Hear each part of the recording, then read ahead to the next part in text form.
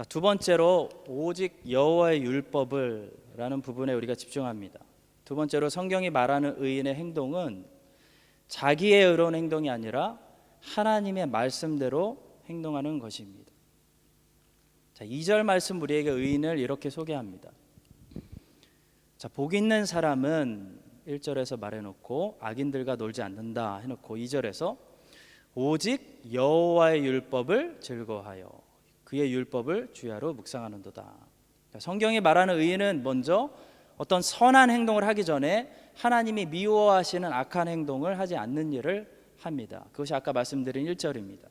자, 그런데 이제 2절로 오시면 이 의인이 이제 선한 행동을 하기 시작하는데요, 의인의 첫 번째 나오는 의로운 행동은 미니스트리가 아닙니다.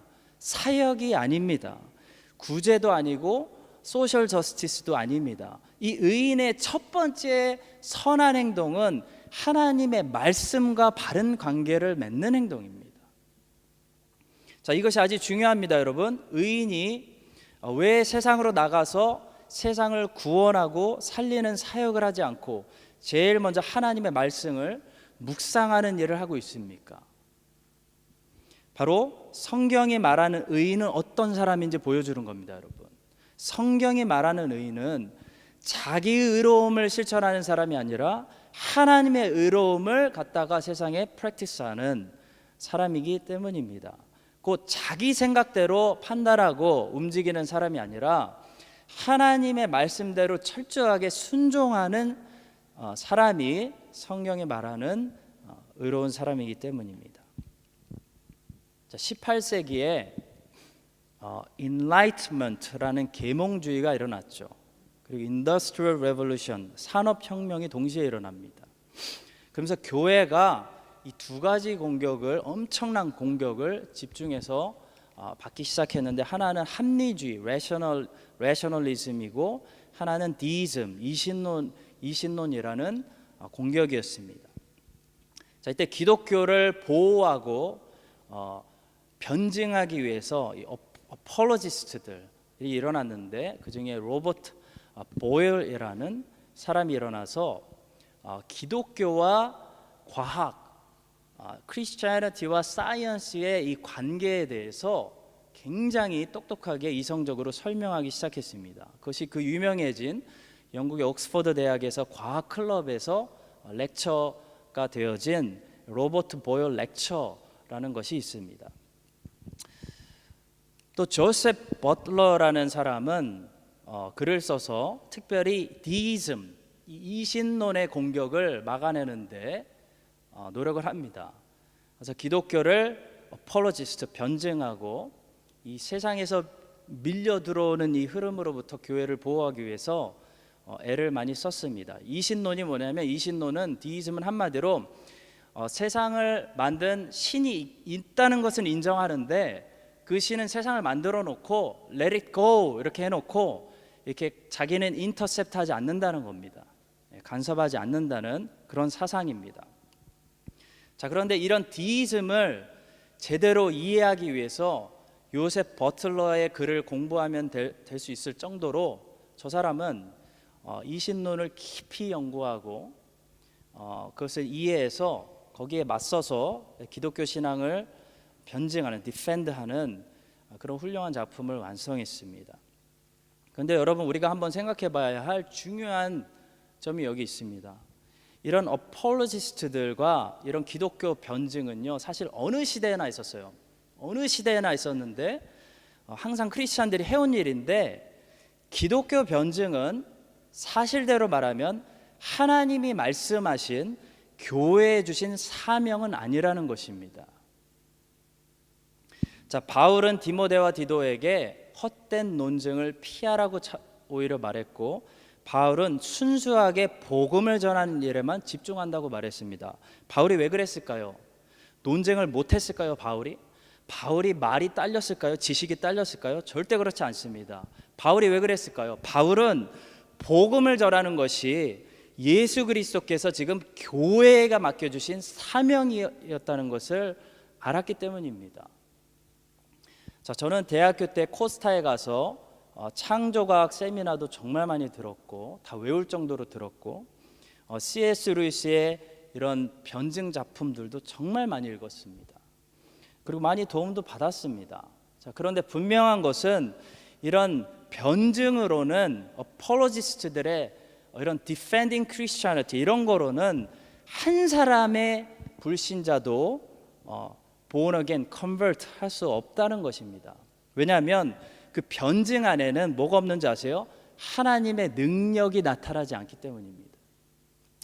여러분, 하나님을 믿지 않는 불신자가 전적으로 타락한 죄인이 어느 날 회개하려는 마음이 들어서 하나님 예수 그리스도를 영접하는 것은 기적입니다. 그 기적은 누구만 할 수 있냐면 하나님만 하실 수 있는 거예요. 하나님의 능력이 필요한 일입니다. 그래서 성령의 일입니다.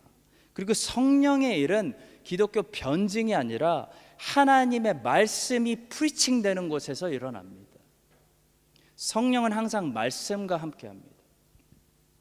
따라서 18세기에 계몽주의와 산업혁명과 합리주의와 이신론의 엄청난 공격에 맞서서 많은 사람들이 기독교를 변증하고 기독교를 지키려고 노력했지만 하나님께서는 로버트 보일이나 요셉 버틀러를 사용하셔서 기독교를 지켜나가는 일을만 하지 않으셨습니다. 하나님께서는 18세기에 기독교를 지키시지 않아도 변증하지 않아도 설명하지 않아도 세상 사람들에게 예수 그리스도께서 명령하신 교회의 사명을 가지고 복음을 신실하게 전했던 요나단 에드워즈와 존 웨슬리와 조지 휘필드 같은 설교자들을 더 많이 사용하셨다는 사실을 우리가 역사를 통해 알 수 있습니다. 여러분, 이분들은요 과학자들도 아니고요 사상가들도 아닙니다. 이분들은 철저하게 하나님의 양들을 돌보는 목회적인 목사님들이었고 하나님의 말씀을 있는 그대로 철저하게 설교하는 설교자들이었습니다. 근데 하나님은 참 신기하게도 저런 평범한 설교자들을 통해서 18세기에 기독교를 단순히 디펜드하는 것이 아니라 대각성 부흥 운동을 일으키셨지, 엄청난 지식과 과학으로 기독교를 변증하는 사람들을 통해서 기독교를 지키시는 일을 하지 않았다는 사실, 여러분과 제가 주목해야 됩니다. 여러분, 하나님은 어떤 사람들을 쓰십니까?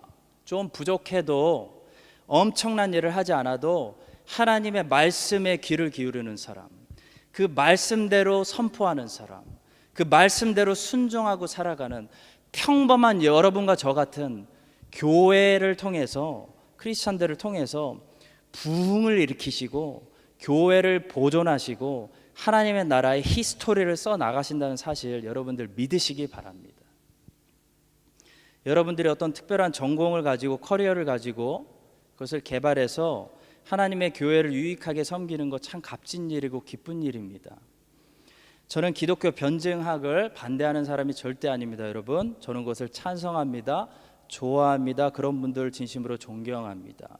그러나 그것이 예수 그리스도께서 교회에게 맡겨주신 주된 소명은 아니라는 것입니다. 그것은 나중에 해도 되는 것입니다. 못하게 되면 안 해도 되는 것입니다.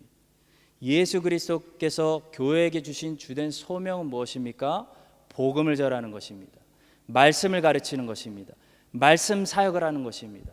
말씀을 가르치고 선포하고 설교하는 것입니다. 시편 1편 2절의 말씀입니다.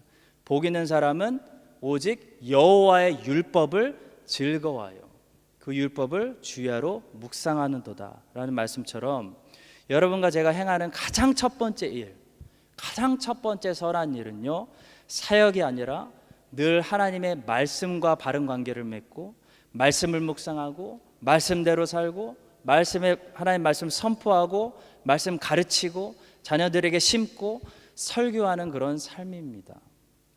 우리 다 부족한 사람들이지만 우리가 그런 삶을 살 때 하나님께서 웨슬리처럼, 에드워즈처럼, 휘필드처럼 하나님의 영광 위에 흔들어 쓰시는, 단순히 기독교를 이 세상 홍수처럼 몰려오는 공격으로부터 디펜드하는 게 아니라 하나님의 나라를 부흥시켜 주시는, 하나님의 능력이 위에서 임하게 하는 그런 통로로 우리들을 써주실 줄 믿습니다.